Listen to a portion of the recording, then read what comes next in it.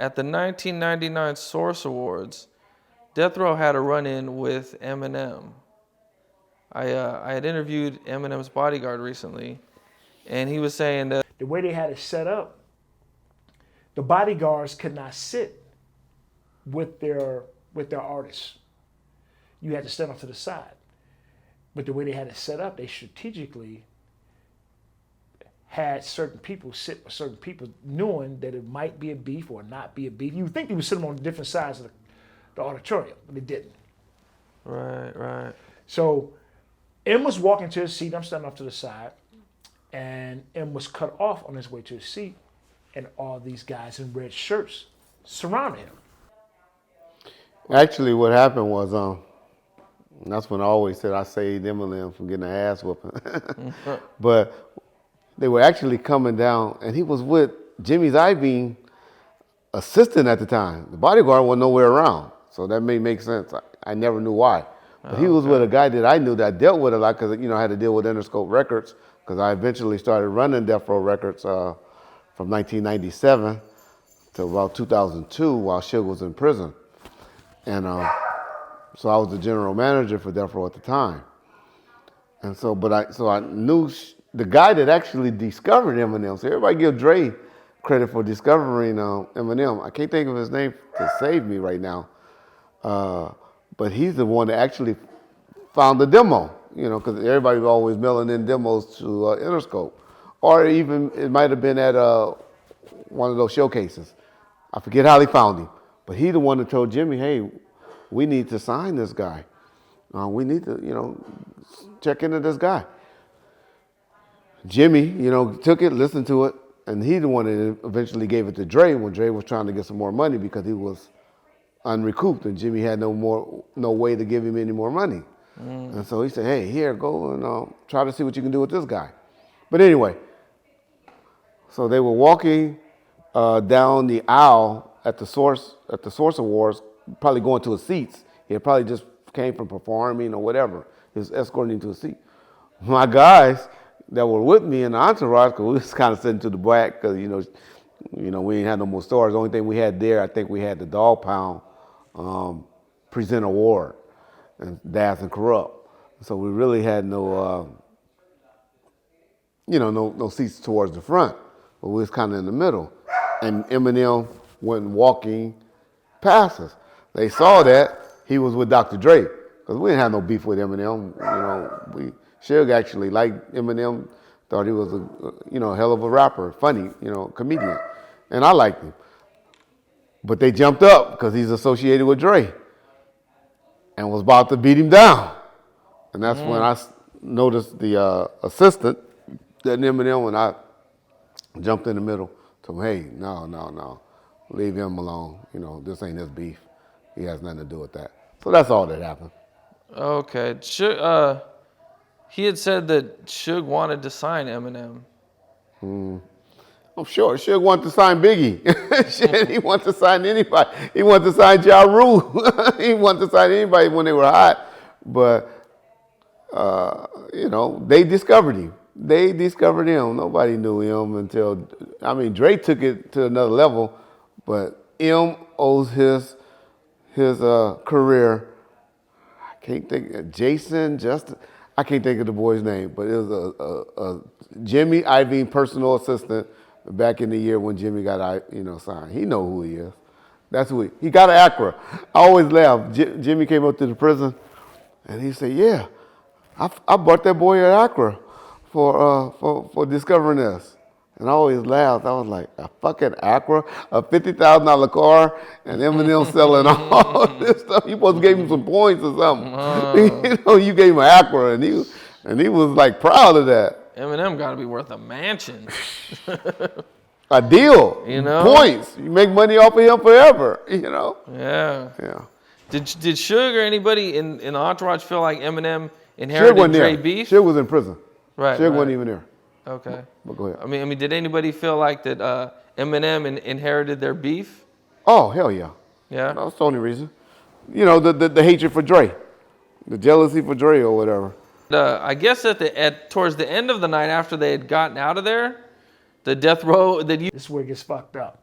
We call it the limo. Death Row is still sitting out there waiting for us. Call a limo, tell a limo, pull up. We'll be out in 5 minutes. The limo pulls up. We're trying to get to the seat of the crowd. We're coming out. The limo's pulling off as we're coming out. Death Row's behind us. So I'm like, shit. And so I told him, I said, man, whatever you do, paparazzi is out here. Take many autographs, do many autographs you can, do all the interviews that you can. I said, because these dudes are not going to do nothing to you while you're on camera. Yeah, With I remember Death Row? something about that. But, that was just their fear. They just didn't want no beef. They were outnumbered. Eminem probably just had 1 or 2 bodyguards. It wasn't like he had his boys, Proof and all of them with him. And so he D12 group or whatever. So, they were outnumbered. So it makes sense. I wouldn't have put my guy if I was just us 2 or 3 guys. And you got this group of about 10 guys, 15 guys that's knuckleheads causing problems. I would have just said, hey, hold up. So it was smart business. Bodyguard did, he did the right thing. So there was no real ever intention to actually do anything. It was just, if Eminem fucking around. If Eminem wouldn't have walked by doing it, he just happened to be walking by at that time. Okay. And he's associated with Dre. At one point, there's a Hawaii show Oh yeah. where it's I think it's Warren G, Snoop, Dre, Eminem. It's a big, huge Hawaii show going down, and they're on their plane, and right when they get off the plane, So when the plane landed in Honolulu, the doors open and we're met by Honolulu finest and by 20 cops, about 20 cops. are you? Yeah. Now, I coordinated all that shit. I was in prison at the time. We just so happened to have been on the plane with Snoop and a few of his entourage on the way out. So on the way out, we were terrorizing Snoop. Snoop got spit on that plane ride. That producer, Battle Cat, and a few of them were on the plane on the way out to fly out to Hawaii. Because they were doing a show. It was a big radio show out where they would just, Power 106 had just gave to all their winners a free trip to Hawaii and to this show. That was going to be, the Up and Smoke tour pretty much. Or, Dre, the Chronic 2001. Everybody else pretty much on that album. So they flew out. We terrorized them on that plane. They ended up flying extra security, extra people out and everything. Remember Jimmy Iovine called me in the office, furious about that. I'm like, Reggie, how you gonna do this? You cost me so much money. I'm billing this back to Death Row. I'm billing this, all this security and all these flights. Y'all had no reason to be there. We was going there to make life uncomfortable for Dre and Snoop because that's when they were back reuniting. Right. So we went out there, but harassing Snoop, terrorizing, but he's short. I got about 10, 15 guys with me. I had guys from 2Ps, Pacoima. I had guys, from the mob and looters, and I had some Crip dudes, Magic and Key to Rock. We were just deep, going out there to terrorize them. How many people was Snoop with? They probably had like 5 or 10 at that time on that particular plane. Right. But like I said, they ended up flying. They didn't even come out and play. They stayed locked up in the room the whole time. We just was like, they ain't going out in Hawaii and having a good time. Now, on the way back is when this incident happened with him, where I guess he didn't get the memo. he got on the plane with us. But him and his bodyguard was actually, because, man, those planes going to Hawaii are beautiful. I don't know if anybody ever went. They like, back then. Well, let me cut you off. They'd seen you guys. And before they got on the plane, they called Jimmy Iovine and told him to have a bunch of cops ready when they get off the plane to make sure. Yeah. So that was in L.A. That's not Hawaii. Right, That's what I'm saying. Right. On the way back, they got on that plane. I'm just trying to tell you, but we were up, they were harassing him a little bit on the plane, but niggas ain't stupid. They ain't gonna do nothing crazy on no airplane. They know, it'd be hard for the pilot to land that plane in Hawaii, but you're going to have some federal charges when you get off that plane if you do stuff. So they wasn't trying to do anything to him on the plane. they harassed him, took his drinks a little bit, made him get drinks because he was sitting in first class. That's what I was trying to say. Right. The bodyguard said. So what these guys ended up doing, some of the guys from death row, they decided, they see me sitting with my wife at the time, and the guy looks at me. He looks at me. He just walked by and he looks at me like. I told my wife at that time, I said, hey, I gotta go. So the guy walks, I get up, I walk behind him. I walk behind him, another guy from death row sits in my seat. Yeah. And starts talking shit about him. Yeah. Because we knew he was with him, But all of that just happened. That's just shit on the plane.